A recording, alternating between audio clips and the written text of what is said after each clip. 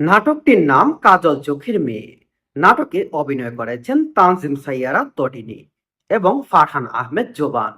এই নাটকের গল্পের সঙ্গে অনেক বাস্তব ঘটনার মিল খুঁজে পাওয়া যায়। আমাদের আশেপাশে এমন অনেক মানুষ আছেন যারা ভালোবাসার জন্য নিজের স্বপ্ন ত্যাগ করেছে। আবার কেউ কেউ ভুল বোঝাবুঝির কারণে বছরের পর বছর প্রিয় মানুষের থেকে দূরে থেকেছেন। অনেক সময় পরিবারের দ্বন্দ্ব দুজনই ভালো মানুষের সম্পর্ককে ভেঙে দেয়।